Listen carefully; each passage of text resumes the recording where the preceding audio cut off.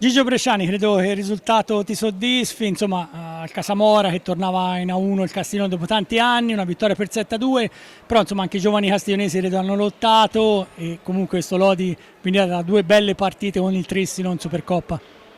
Sì, è un piacere tornare, tanto buonasera a tutti, è un piacere tornare qua a Castiglione.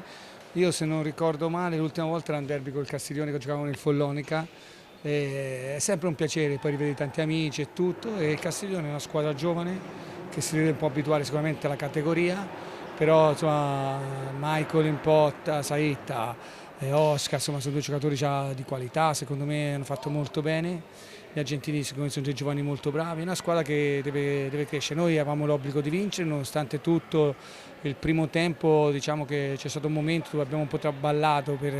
pensavamo più alla pista molto scivolosa che a giocare, e lì Barozzi ci ha tenuto a galla, è stato molto bravo. Però poi piano piano il secondo tempo più ci siamo abituati alla pista, più siamo andati in scioltezza, ha trovato il 2-0, diciamo che ci siamo anche un po' più tranquillizzati e siamo riusciti a portare a casa i 3 punti che era il nostro obiettivo, ma sicuramente bisogna ancora migliorare, bisogna ancora diventare squadra, bisogna inserire i giocatori nuovi,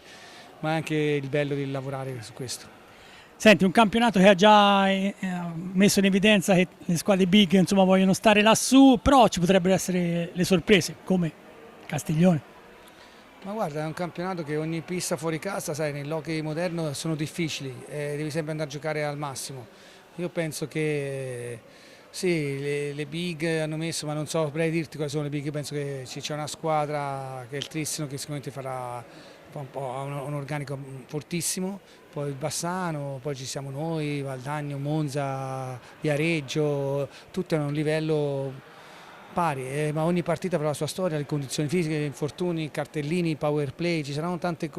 cose che faranno diventare un campionato spettacolare. Prossimo match contro il Breganze, l'esordio al Palacastellotti del campionato.